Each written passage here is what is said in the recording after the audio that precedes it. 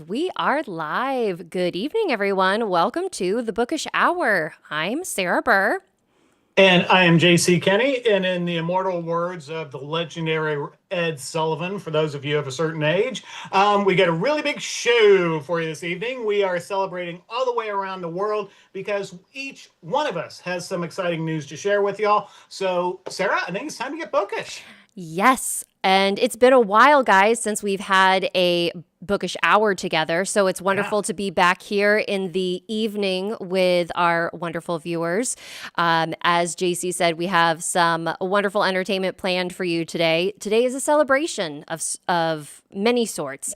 We have our dear friend Nan Reinhardt joining us as our special guest slash co-commentator on all things today because we have, as JC mentioned, things to celebrate. So, We without do. further ado, I'm going to have everybody do a little roundtable of what we are celebrating in your neck of the woods for today before we really get started, so that our audience members can settle in, get cozy.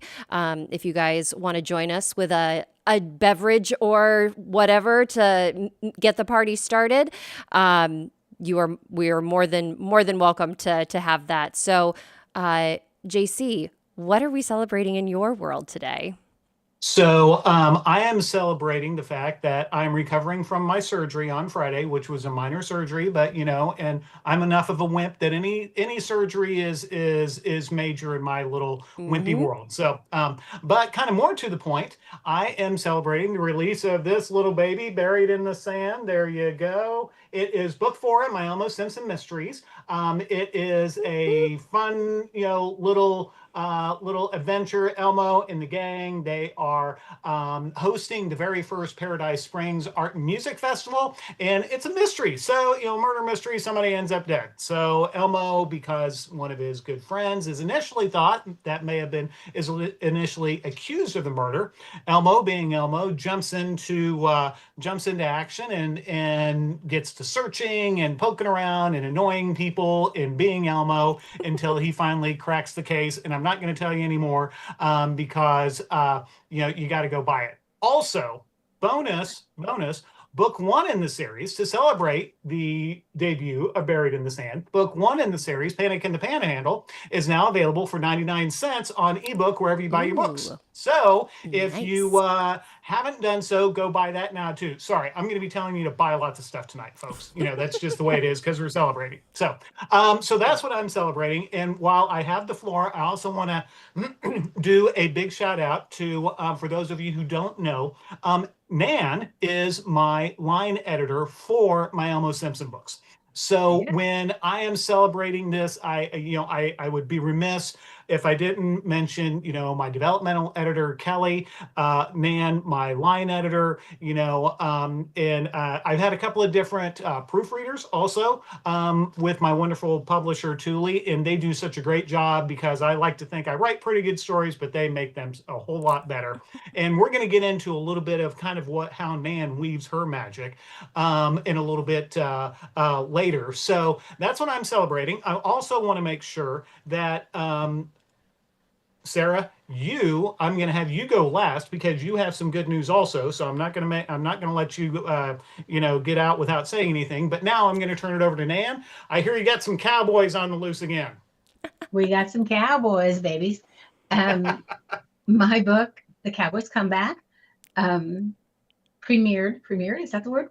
Yeah. Released on January 29th. And so it's out in the wild for anyone who's interested. It is the second book in my Juniper Falls Ranch series. And so you get to go back to Juniper Falls Ranch. You get to see Dell and Beth and Gus and all the people from Juniper Falls Ranch. Um, Bo Kennedy comes to the ranch as a horse trainer. And when he gets there, he finds out that Cassie Franklin, sorry, but I've got Elmo on my brain. The Cassie Franklin, his old love, is there needing her horse to be trained. And they parted very badly. And so this is kind of what the trope is, enemies to lovers. Mm. And they have to work through a lot of baggage together to get to the happily ever after, which of course, because it's romance, they get one.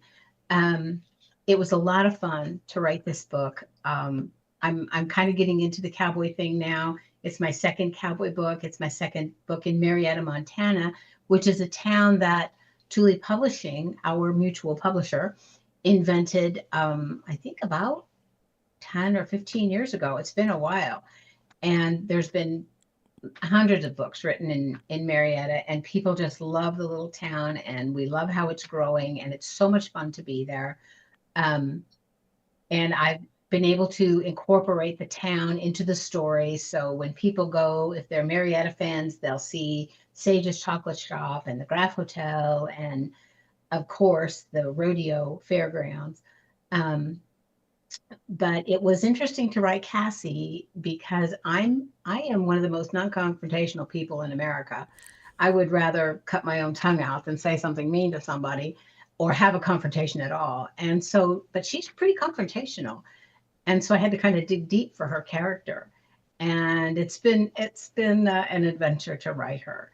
So anyway, I hope everybody goes to, you can go to Thule or you can go to Amazon, any of your book retailers. Cassie and Bo's story is there, The Cowboy's Comeback. And I'm about 10,000 words from finishing book 3 in the Juniper Falls Ranch series. So in addition to doing a lot of editing for other people, which we'll get into later. So anyway, it's been fun. Cowboy World has been fun for this little Hoosier who's pure city girl. And I don't know a thing about cowboys, but I'm sure learning. I do know about horses. We had horses for about 15 years. So I do know horses, and that's helped a lot. So I think that's it. Well, and Cassie's also, I mean, she's a barrel racer. So it's like you're getting into like just so many different facets of like ranch life and like everything that goes on.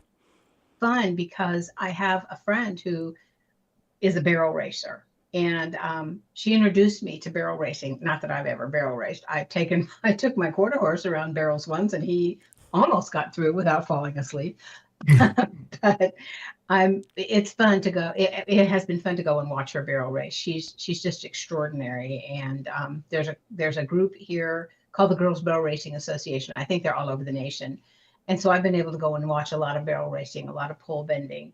And so bringing that element into Cassie's life was something that I already knew about, and that was fun. And bringing the horse training in, actually, that comes from watching my husband raise a weanling to a riding horse. And he did just an amazing job raising this little critter, Tommy.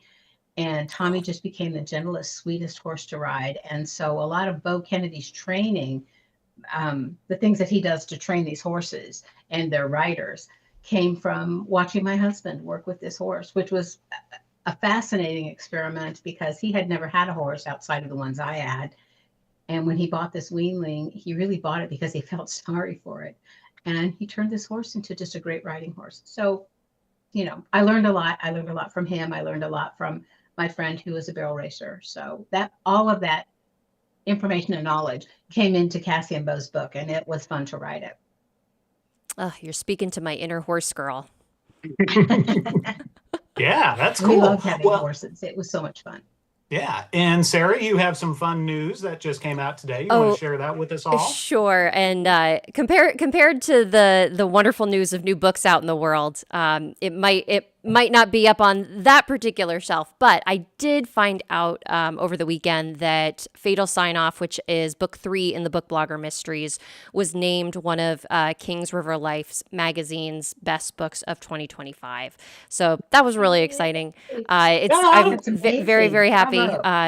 And glad that folks are enjoying Winnie and her friends, and you know it makes you, or at least it makes me. It's like okay, like I gotta get to book 4, because when you do indie books like I do, where I'm not writing on a schedule like Nan and J.C. are in terms of meeting publisher deadlines. I'm meeting the deadlines that I set for myself. And a lot of the times it's readers who are setting those deadlines for me about telling me their interest in like which book is going to be out next. So that's always really fun. So I'm happy that with the reception with the reception of book 3. So there'll definitely be a book 4 in the works sometime later this year.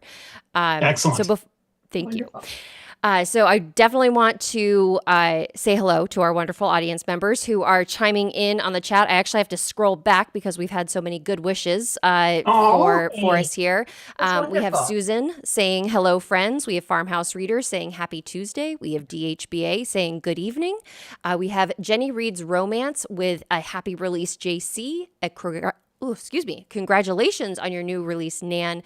Farmhouse Reader says congratulations to you all. And then Jenny says, congratulations, Sarah. She's really good at using those party popper emojis, which is perfect for I love the those. festive atmosphere that we have. Cheers.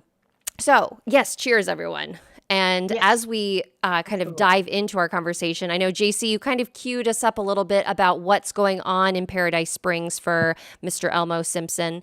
I want to say, as someone who has read the other books in the series, that it's fun to see Elmo evolve and have almost there's at least I noticed like a little bit of a tone shift for him, where he is much more confident in his position within Paradise Springs. He is, I don't know how big of a spoiler this is for folks who haven't yet read book 1 or the earlier books, but we find out that Elmo, he's got a little bit of a past where he made a lot of money, and he's fortunate enough to be able to do what he loves now, and doing what he loves has been working with animals and removing critters from all nooks and crannies. So to see Elmo kind of almost enjoying this like early retirement lifestyle at this point, because we have his business partner Jordan, who is kind of taken over the day-to-day operations of the critter removal service. And Elmo is a little bit more proud about being the owner of the Seabreeze condominiums. So he's just like this new man about town, which I really loved for him, but he's still his lovable, fun self. So I'm kind of interested, JC, how you what was the catalyst for maybe that evolution in his character? Was it something that you had mapped out? Was it something that felt like very natural for this point of the series? Was it something that you're like, you know what, I'm going in this direction, whether Elmo likes it or not? What was the thought process there? So, well, first off, thank you for the very kind words, Sarah. I appreciate that, and I'm so pleased that you loved getting back with Elmo and the gang. I think if I were to say that I had all of this kind of planned out in my head, that'd be a big fat lie. I'm kind of going along where Elmo is taking me, and I think the thing with him is and folks who have read the first 3 books and those who have read the first 4, I think you will understand that given what he has been through in his first career, and how badly that ended, for the longest time, there after he moved to Paradise Springs, he was happy just kind of being Elmo, leave me alone. I kind of got my little gig going here, but he was happy just kind of pretending to be, a, Jimmy Buffett-ish, Jack Johnson-esque, beach bum type guy. But now that he really kind of was forced into engaging with his community more through the things that have happened in the books, he has really come to find that the community accepts him, and he's come to find out how much the community means to him. And so he's also come to realize he is in a unique position to do some good, or at least try to do some good, where maybe others can't. Because of his financial situation, he was able to, he's been able to make some decisions that, he thinks have, benefited the community. Because he cares about these people, and he cares about this town, and he appreciates its weirdness and all of its all the quirkiness to it. And he wants the town to not so much stay the same, because he realizes, you gotta, make the only constant is change in our world. Therefore it was his idea to put on this big music fest. But at the same time, he wants, he values Paradise Springs for the oddness that it is. And so he wants to, that matters to him. It's his community. Um, not that, he runs it or anything like that, but it's kind of like, it's like, I love my city of Indianapolis, and that's the way Elmo, now that he's been in Paradise Springs for over a decade, he loves the town and he wants to do his part. And he also, the people there value him and they love him and they know that he is somebody that's going to be in their corner. You see that how he like interacts with the police department. So you have Chief Eikenberry, you have the other officers on the force. They respect him. And I think that that goes a long way in how Elmo's able to approach his investigations. This one, I mean, the title Buried in the Sand is like, I was wondering like, oh, like, I wonder like what metaphor this is going to be. Not really a metaphor in this literally buried in the instance. sand. So any chance, I would love to know what inspired this particular crime that you've come up with, and also how much fun was it for you coming up with the acts that were performing at this arts and music festival? So this was, those who know me know that I tend to joke that I'm not terribly creative and I take, any idea that falls right in front of me. So this idea basically came from my wife and I go down to Miramar Beach, Florida, and they have a music fest there. It's past in 2023 and 2024. It was called Moon Crush, and it was a 4-day music fest, and we just fell in love with it. And I just thought, I those who have read my Darcy Gone books know that I love music, and so it was just a kind of a no-brainer to come up with an idea for using a music fest as a setting, because you have all kinds of people. You've got more people than normal in the town. You've got folks, you've got the outsiders, you've got you got the long, got folks who are there. So there's no shortage of suspects with a setup like that. And then the other thing that made it a lot of fun is, in vacationing in Miramar Beach, there is an artist base there who does some of the most amazing sandcastle art you will ever see in your life. And the first time we were there, we were fortunate enough to be, and by we, I mean my wife and I were walking down the beach, and the sun was setting, and this fellow was building this sandcastle, and it had lights in it, and it looked like something straight out of like a Disney animated film. It was just incredible. And so I took a couple of pictures of that and thought that is just so cool. Then later on, when we go to the festival, the same artist had done this big sandcastle there at the music venue with the whole Moon Crush logo on it and stuff like that. And it was this really huge thing. And of course, me being, who I am, writing murder mysteries, I thought, I mentioned to my wife, you could put a dead body underneath that sandcastle right there. So there you have it. That is the mind. That is the mind of a mystery author right there. Yes. Yeah. People who build sandcastles like competitively, it's amazing. I remember my grandparents. They live in Hampton Beach, New Hampshire, and there was this sandcastle competition where, like, they just had all of these insane sculptures up and down the beach, and they actually had put glue in them, Wow. that they stayed like, and maybe, I don't know if that's because of the type of sand that is on a New Hampshire beach. I don't know, but they were like, yeah, they mix glue in with the sand so it sticks more, like that actually hardens, so that it's not as it's not going to like fall apart with the weather or anything. Yeah. So that the setup of this is so vivid and so cool. And this is a question I think that maybe Nan, you can lend your voice to as well, when it comes to how, like, the editing process for an Elmo Simpson novel. JC, what do you think is the wildest name that you have come up with for the characters, or nicknames that you've come up with the characters in this across the whole series? I'm very curious which one it is. And Nan, how do you keep track of all of the kooky people that pop up in these books? I think maybe the wildest name, probably from book 3, Idira Maradona, otherwise known as the Black Widow. I There you thought go. that was a fun name. Coming in a close second place would be the vampire, otherwise known as an old timey Abraham Longfellow. That's a good So name those are too. probably a couple of ones that I really like. So how I keep track of everything in the Elmo Simpson novels, which um, is sometimes hard because you have to keep going back and going, wait a minute, do I know this person? Um, is that I keep what's called a style sheet. And on the style sheet is a list of all the characters and um, who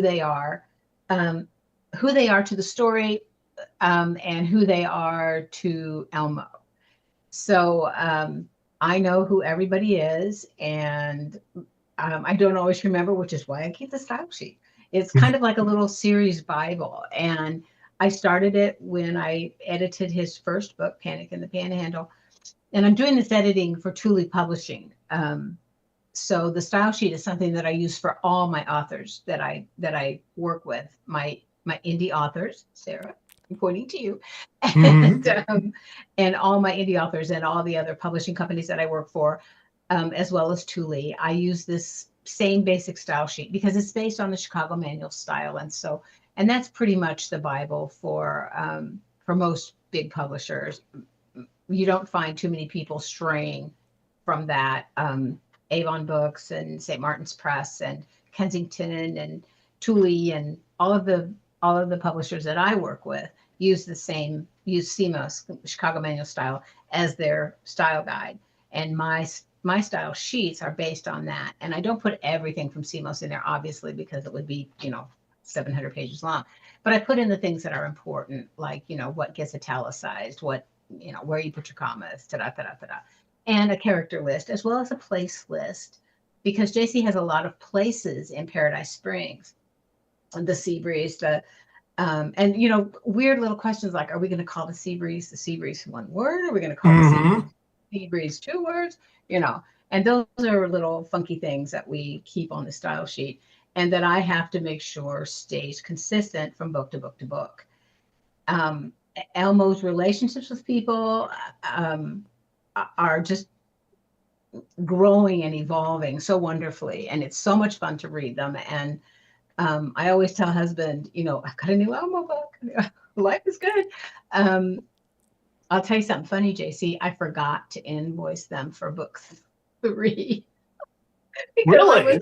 yes, I love the book so much. And I mean, I did the invoice, but I Oh forgot to yeah. send it to Julie. And so I had to send it to him later, but it was kind of funny because I was like, oh dear, that's not a good thing. But anyway, it has been wonderful to watch Elmo evolve, as you say, Sarah. And every time I get an Elmo book, I tell husband, here's what I think happened. And at the end of the book, then I have to go back and say, okay, I was wrong. Because I have not yet guessed, JC. So that's Okay. because really a lot of the mysteries that I do for Thule and for other publishers, I've usually got it by about halfway through. Hmm. And you get me every single time, you little turkey. I'm just like, wow, Well, that's good. amazing. Good. So That is so nice to know. And Nan, thank you for your kind words. And so I've got an editing question for you here. yeah. So now you're a line editor, which is and we've talked about this a little bit in when you've hung out with us previously. And so I'd like you to go into that a little bit. But what I'd be really interested to know, using like Sarah and I as an example, because you've done line editing for Sarah. Um, are there certain challenges for your editing that you have to be aware of when going from one author to another?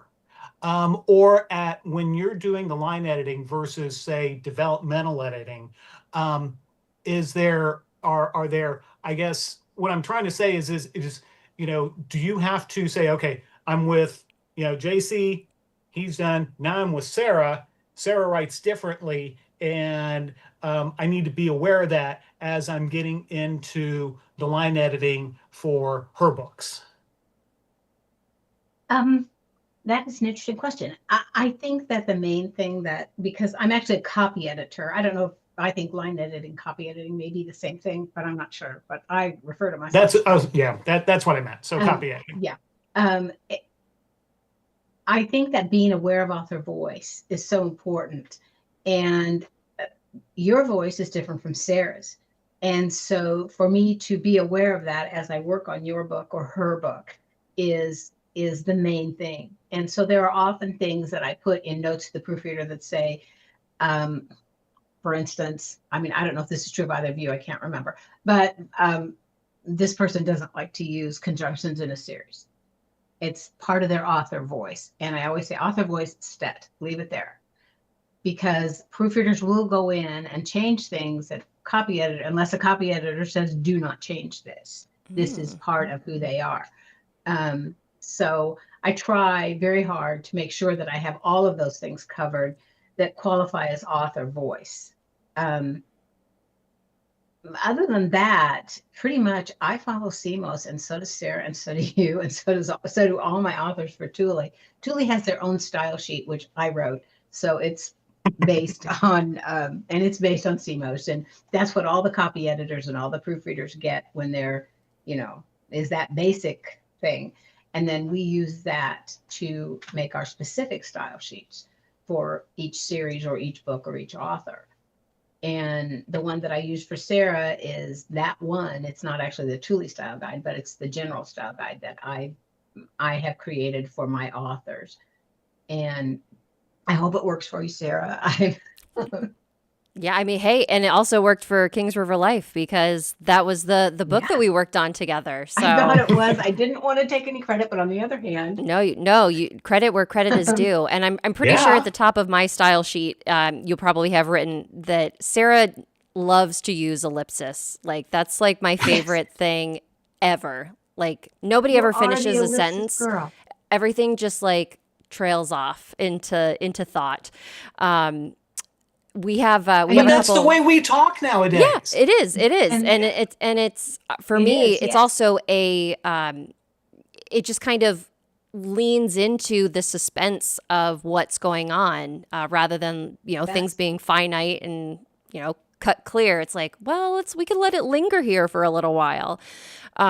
But we have a comment, a couple of comments, guys, from folks in the chat. We have Liz joining us saying hello. Hey, Liz, thanks for being here. Susan, in regards to our talk about sandcastles, sandcastle events are super amazing. I've been to a few in Treasure Island, Florida. And Susan, it's funny that you should mention Treasure Island because I actually, so where Paradise Springs is on the Panhandle of Florida. And I actually grew up in the Panhandle for, I think, from like the age of like 1 to 7.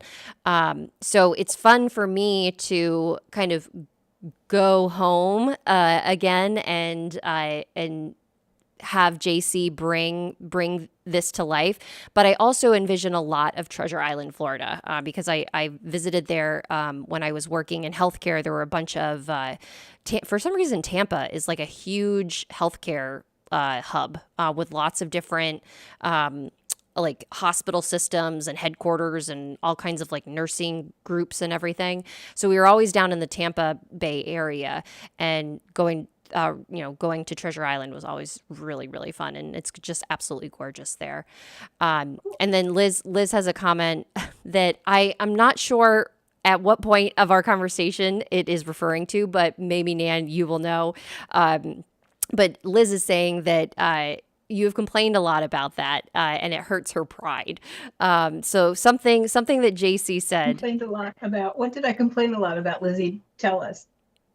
We need to go back. We need some clarification back in time. Ellipses.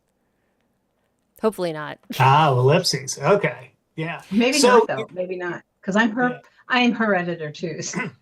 Okay. So you've got you're tapped in. You're tapped into everybody. Nice. That so, is. Oh, go ahead, JC. Oh, I was just going to say that's it's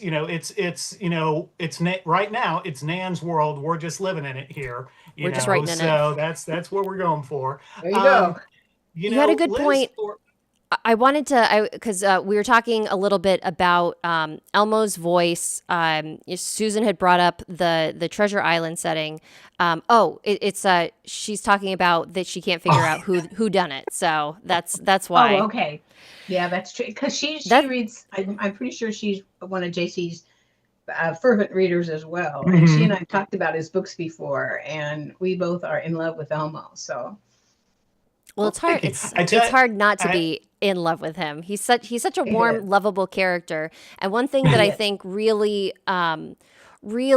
that I appreciated, and I don't, and maybe some people. Everybody has their own opinions in the world, and that's fine. But I really appreciate kind of the social commentary that Elmo offers us from time to time. And there were just a couple lines in this book that I was like, wow, like, JC, are you a fortune teller? Because where are we here? We're here in America in 2026. Things are happening in the world that are horrible. And the way that Elmo kind of approaches like a micro, I don't know how to, I'm not sure what the word is, but he has like the microscope on issues within his town that I really, really appreciated. And I wonder if you would be brave enough to um, tell us about that fine line between being being preachy versus just being just like sharing an opinion and voicing a commentary on what's going on in the world. Because I know that we often, as authors, get told to not be political. We get told that our opinions don't matter, that readers don't want to hear our opinions about what's going on in the world. And it's like everything in my books is my opinion about what's going on in the world. So I'm not Yeah. sure what you want me to do here, folks. So tell us a little bit about how that's maybe tricky for you, if it's something that you have to think on, or kind of how you work through that. I think that when I first started out writing my mysteries, I wanted to, the first goal has always been to create a world where everybody has their place. Everybody has a place in it, regardless of, what you look like, who you love, where you're from. That at the end of the day, people have hopefully have an opportunity to read my books and be seen, because that's important. And I talked a lot about the fact that for me, I live with depression. And being able to early on in especially my Ali Cobb books, being able to talk about depression was an opportunity for me to have that conversation out there. And that was important to me to do that because I was diagnosed long enough ago where people didn't talk about that. And over time, people now are more comfortable being able to admit it's like, yeah, I've got depression. We just, talk about it. If you fell and break your arm, you're willing to talk about that. Why don't you talk about it? Or if you got high blood pressure, you talk about that.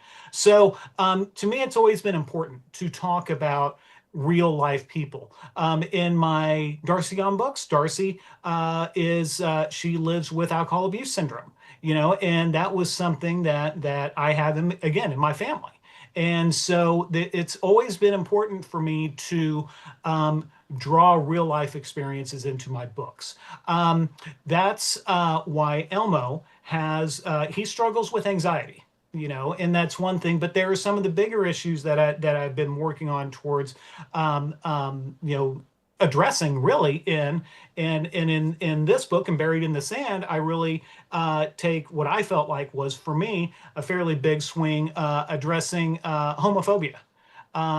Because again, I believe when you look at Paradise Springs, it's a community that, everybody should have a place of belonging. And I believe that using that as a microcosm allowed me to basically make a statement that you should, and Sarah, you've done it so eloquently in your books, you should be able to love who you love. And you shouldn't be judged and you shouldn't be harmed because of that. And so it was a choice to put that in my book, in this particular book. I've also been greatly influenced by Carl Hyacin, and Carl Hyacin doesn't pull any punches. I tell you what, he, and he has something to say, he says it. And so that reading his stories has really given me the confidence to even though I'll never be anywhere like him, to say, this matters to me. This is a value statement of J.C. Kenney, author, Mhm. and that's why the opportunity is there. And I appreciate the support that all of my editors, from between Kelly and Nan and Thule, that no one has censored me at all, in writing these stories, and that matters a lot because, like I said, people, I hate the thought of that people think maybe I'm a little bit of a fortune teller, but it's just, I like to say, and I apologize for rambling, that as authors we're truth tellers. Mhm. And so this is kind of an opportunity to tell what I think is the truth. So that's kind of where I am. Well, that was beautifully said. And I think I just want to say how, like, also heartbreaking it is that something like that is seen as political. These are people's lives, and everybody, like, just as you said, everybody deserves to be seen. Everybody deserves to live the life that they want to live. And I always think, and this is kind of bringing back the fact that, on a very sad note, that we lost the great Catherine O'Hara on Oh, last week. mm, But one of the most like beautiful things that I remember reading about Schitt's Creek was, the fact that, there is no homophobia there, and the reason why is that. Dan Levy, who plays David, but also was like the writer creator of the series, he was like, why would I bring something hateful into a world that I love? And that has always really just stuck with me. And I love books that make me feel that they love the world that they're a part of, and you do that so nicely with Paradise Springs and Elmo and his friends, and it's just very thank you. beautiful. And we have Liz I saying want to. that it's a chance. It's important for readers when you mention being seen, and for that chance to think, oh, me too. So that's very important. If I could add to that, Of course. just from my own experience writing romance, I write men and women. It's because that's my experience. However, I think that in romance, it's a little harder to bring things that people might consider politically, I don't know what, um, into the stories. But when I write, I try really hard to bring in things that are in the real world. Like in my River's Edge books, the people who own the pet store, it's two lesbians who are married to each other. In the first cowboy book, one of the couples that was at the Dude Ranch was a gay couple, two guys. But it's just a matter, I think, and I think JC, you do it beautifully. It's just making it very matter of fact in the story, Hmm. not like you're saying, "Hey, look at this," but rather just this is just the way it is in the world today, and not making a big deal out of it. And I Yes, think that that's JC does it really beautifully with Elmo and Paradise Springs. That Well, thank everything you. that's going on in Paradise Springs, you as you read along, it doesn't stop you. It doesn't even, you know what I mean? It's just part of life it's in the Paradise world. Springs. Yeah. And although I will say this, and this was sort of interesting. Yours was the very first book. Your book, Panic in the Panhandle, was the very first book where I saw they and them pronouns. Hmm. And I think I asked you about it when I did the copy edit, not because I had a problem with it, but rather because I wanted to make sure that you were fine with what you were doing and that you felt readers would be. And as the books have progressed, now it's just like, okay, I can't remember what the character that has the alligator. No, the junkyard. Is he the one that's?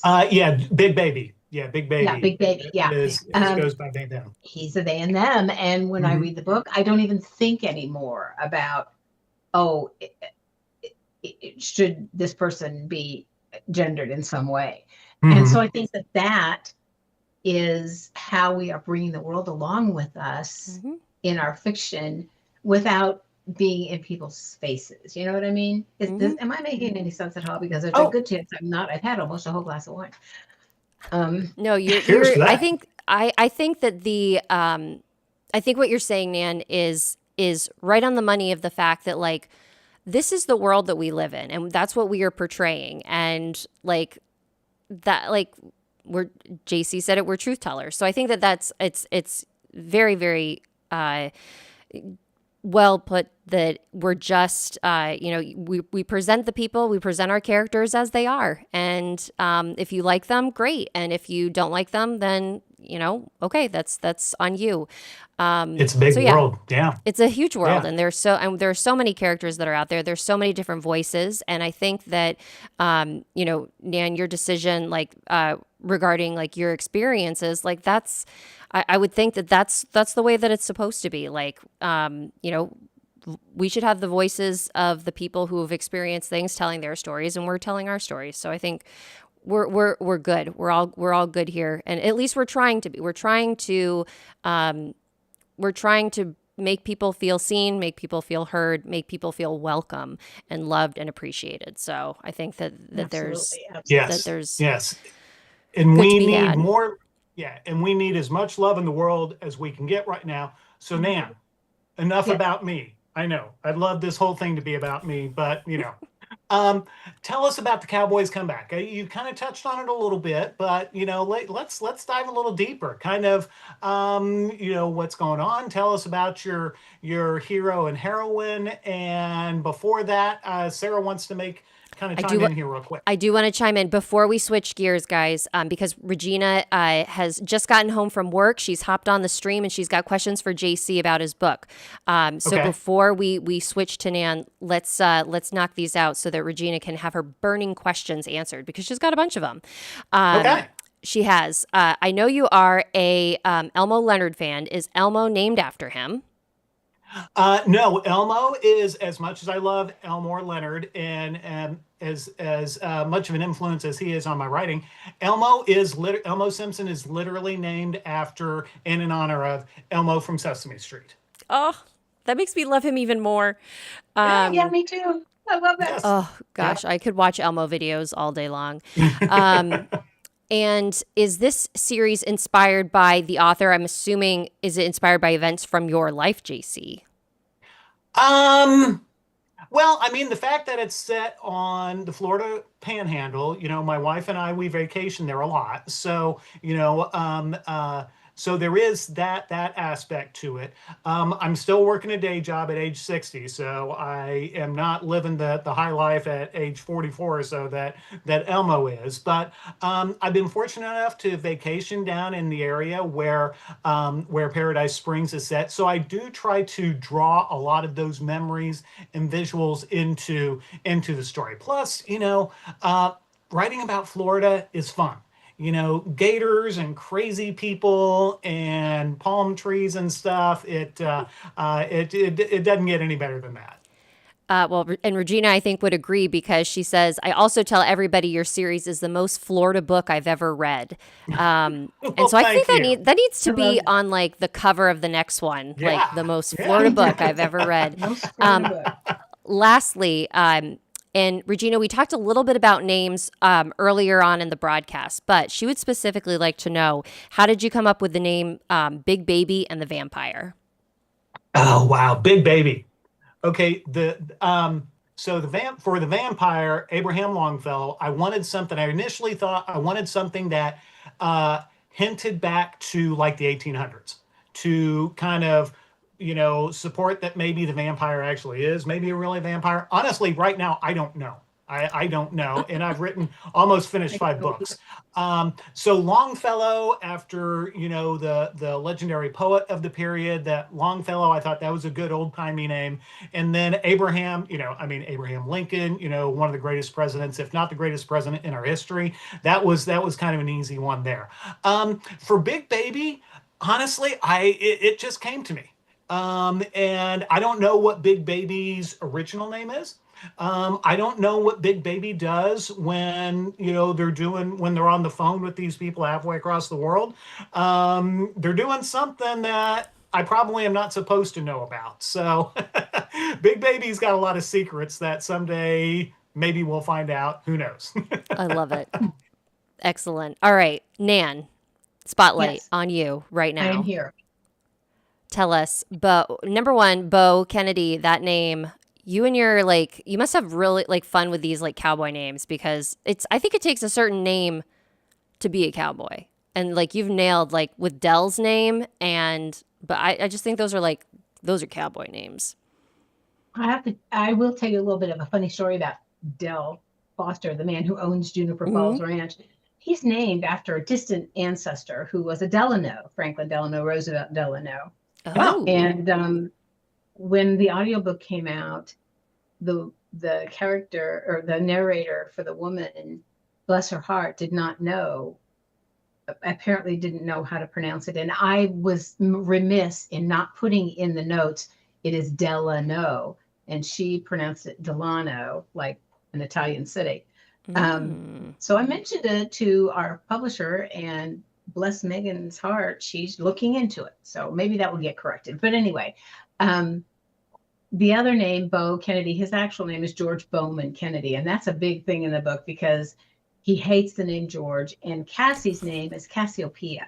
And she hates her name too. And so when they really want to offend one another, they call one another George and Cassiopeia, respectively. But in the end of the book, it becomes affectionate terms instead of, because he tells her she is she's his galaxy. She's his constant, star and that kind of thing. So the Cassiopeia thing, she's his constellation. So the Cassiopeia thing gets, worked out. But anyway, the names are hard. I mean, I really do think names are hard. Liz and I go back and forth all the time. We talk on GChat every morning or every day. Actually, we're on there all day together. And all of a sudden she'll say, I need a man's name for such and such. Or I'll send her a note and say, hey, I need a last name. And we give each other suggestions. But I wanted my cowboys to sound like cowboys. Mm-hmm. And that said, my cowboys are a little different than most of the other cowboys because they're beta guys. They're Jim. They're my Jim. They're they're gentle, kind, intelligent, personable men. They're not walking around swaggering, arrogant. They're just loving, good people. And not that the swaggery, arrogant cowboys aren't loving, good people. They certainly are. But I don't know how to write arrogant, swaggering guys because I don't know any of those. My son, he's a professor. My husband was an engineer. The men that I know and am acquainted with are all these, kind, gentle, beta kind of guys. And beta is not, beta to me is a great thing. And so my cowboys are quiet, gentle men. And in the book I'm working on now, which is book 3 for Juniper Falls Ranch, they took my title. Jim, they kept my title. Nice. It was called, it's called Help Wanted, Cowboy. And so it's like a Help Wanted Cowboy. And his name is Rory. And he's a cowboy and a bull rider, but he's also a cook. And because he gets hurt at the very beginning of the book, like the first few pages, he gets hurt pulling fence on the ranch. He becomes the cook for the ranch. And so, these guys are guys that I know. And I think that makes a difference. I love reading the cowboy books that come from Thule, the Marietta books, because all these cowboys are just so extraordinary and fun to read. I just finished Megan Crane's book, newest book, and the title escapes me, but it's so good. And her cowboy is, he's a big bull guy. And I love that she writes those guys, but it's just not part of what I am able to write. And I have 2 more things to say. One is, then both of these have nothing to do with cowboys. One is that I have a little giveaway. If somebody wants to participate in that, they can. I thought I'd just throw a little box of goodies together for this evening. So giveaways are always welcome. Oh man, we love a good Nan giveaway. So I've got, a book and a bracelet and a gift card and that kind of thing that I'll toss in a box for somebody. And I guess they need a word, don't they? They can just, since we're rolling with it this evening, folks, you can email giveaways@itsbookishtime.com. And you can just email that you want to be in Nan's giveaway. There you I'll go. put the information in the chat right now. So Nan, you can continue with your good news that you're giving us Okay. right now. And the other thing is that in June, JC and I and our friend Carol Light, who is also a Thule mystery writer, are going to be participating in the Reader and Author Get Together. That is a huge event. It's in Oh, Cincinnati, wow. Ohio. And the three of us we're sponsoring a luncheon together. Yeah. And Oh, we're wow. having the time of our lives getting this luncheon together for people. And our theme, I guess, is small towns. Paradise Springs being a small town, Marietta being a small town, and the town in Arkansas where Carol's writing in right now is a small town. And we're really looking forward to participating in this. We'll be there. We'll be signing books. We're doing what they call board rooms, where we'll be having some fun and games for readers. So I didn't give you um, that link, Sarah, but I will try to send it to you Oh, while we're perfect. sitting here. Yeah. But anyway, I think it's going to be a lot of fun. It's the very first RAGT I've ever done. I think it's the first for JC and a first for Yep. Carol. And the biggest thing is the three of us are all Thule authors. We're three all small town authors. And so I think it's going to be a lot of fun. And we'd love to see readers there if they're in the Cincinnati area. That sounds Yes, amazing. please do. Small towns for the June win. 5th. Yeah. Is that right? And Yeah. it's at the Holiday Inn, right? Sure. Honestly, the last week has been a blur. So, I haven't even made my hotel reservation yet. So, And Nan, I can put that information for folks in the show notes so that they can, after the great. fact, they can go in and look at the invite information, because small towns, people love small towns, and we have Jenny Reed's Romance saying Marietta is for sure a place I'd want to live. So that's one of wonderful. those. Thank you, Jenny. That's one of those. The fact that Thule has kind of created this world that their authors get to play in. I think that's just like such a cool setup. But the fact that you've gotten to. Oh, go ahead. Sorry.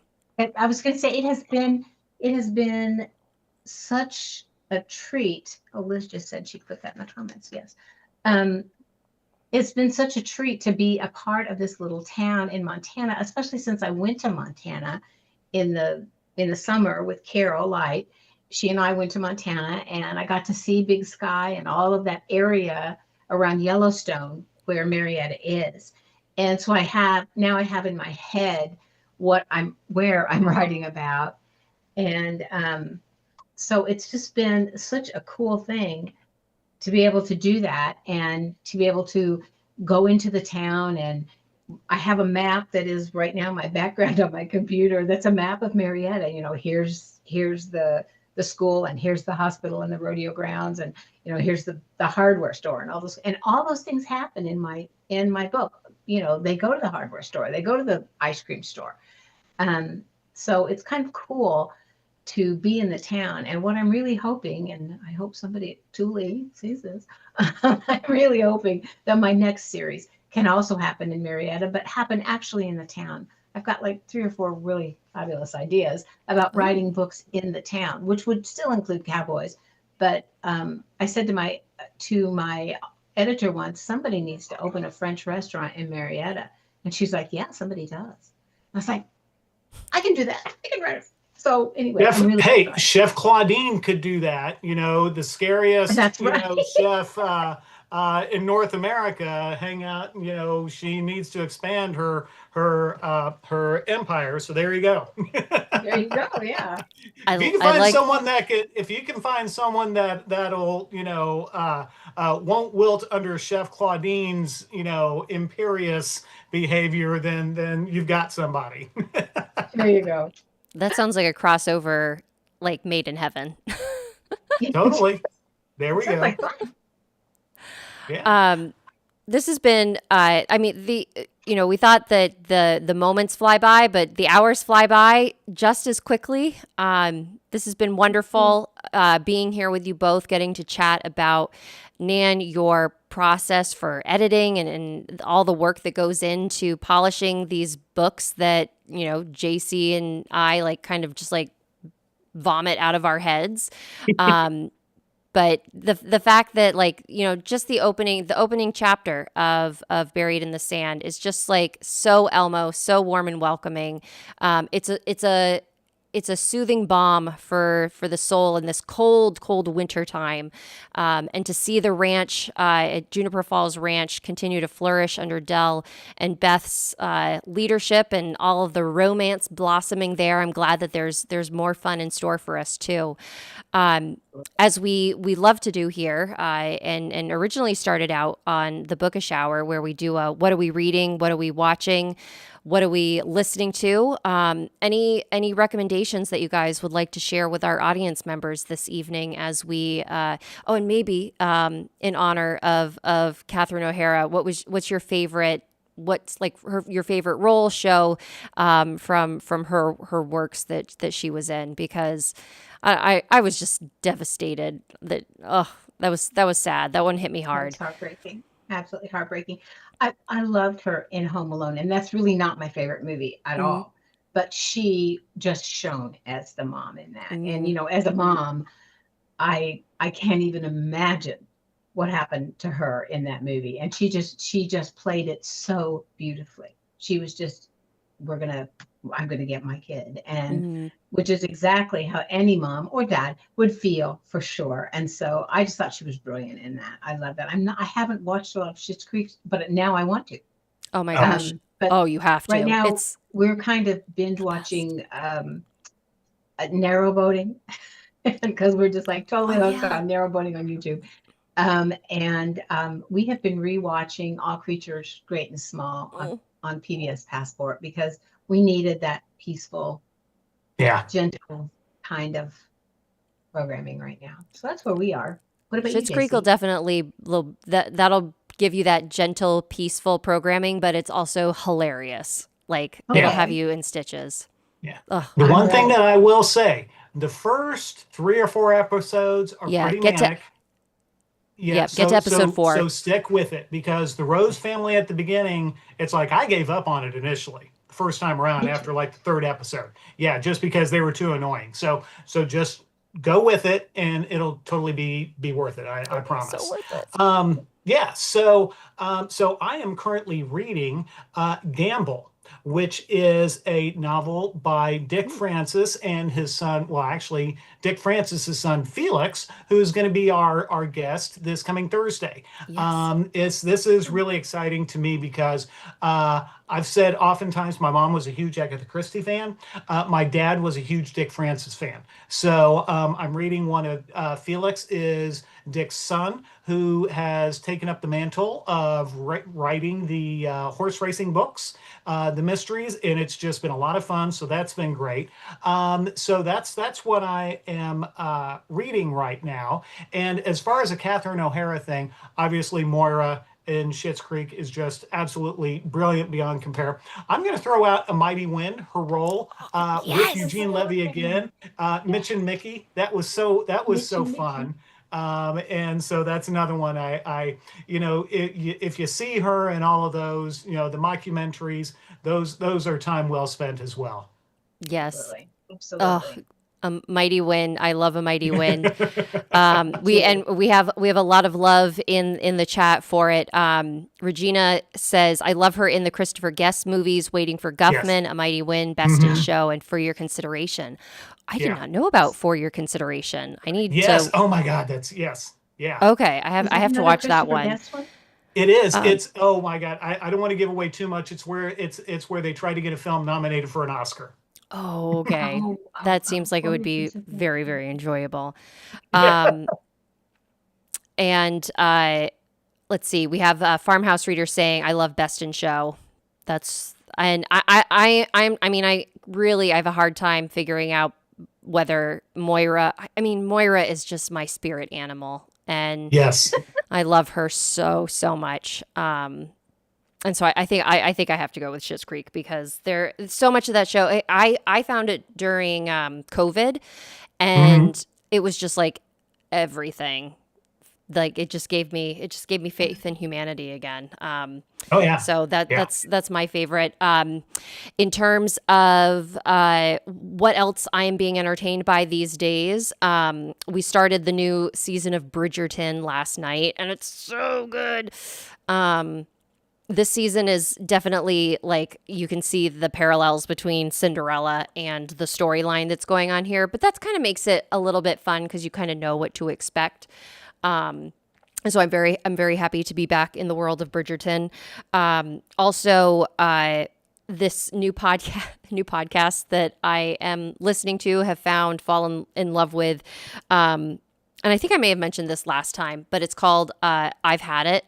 And it's just a very, definitely people who aren't afraid to speak their mind and maybe let a few expletives fly. But I'm very much appreciating kind of the listening to their rage and frustration so that I can then go and write in my peaceful, cozy world that I'm trying to protect because I don't want my like anxiety and stress to show up in Hazel and Poppy's world because I am working on the next Glen Byron Wynn mystery, which has been super fun. We need more. We need that. Yes. So that's what's keeping me busy. And we have let's see. Regina says the movie I think it's in For Your Consideration is called Home for Purim. Is that the yes? Okay. Yes. It's yeah. I'm not going to say any more than that. Okay. That starts I the think whole I thing. am definitely once we're done with Bridgerton, I'm definitely gonna watch that because we love Mighty Wind and Best in Show. Waiting for Guffman, I think I don't know if we loved it as much as the other two, but they're all just so wonderful. But yes. Wonderful, just like this show. This show was chatting with you guys, being here to cheer you guys on with your new releases out in the world.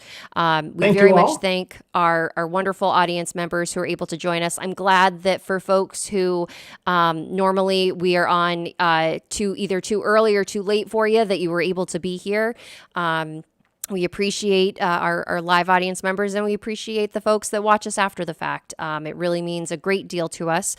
Don't forget that Nan is doing a very, very generous giveaway. We'll keep it open for a couple of days, just so to give everybody time to watch the show and get their email in. Again, it's giveaways@itsbookishtime.com, or you can just you can either ping one JC or myself send a DM or something. If you can't get the email to us, we'll make sure that your entry gets in there and that it counts. Yes. As JC said, we have another show this week on Thursday. This one, again, at a random time, is at 2 p.m. in the afternoon, Eastern Standard Time, because Felix is calling in from Great Britain, which is very exciting that we have an international guest joining us. And so that should be absolutely thrilling to be able to talk about Felix carrying on his dad's legacy, carving out his own, all of that great stuff. So, Nan, thank you for being here with us, for sharing your time. We love having you here. You're such a joy, and we thank you for all that you do, not only for writing wonderful stories, but for editing our books and making them shine as they do. I love being here. I love being a part of Elmo's world and your world. It's wonderful. So I'm delighted to be with you guys in all ways, including as your editor. I just think of Elmo's world. And that's my cue that it's time for Sarah to go to bed. Everyone, it has been lovely. Thank you for being here. Until the next time, stay bookish, everybody. Have a good night. Bye.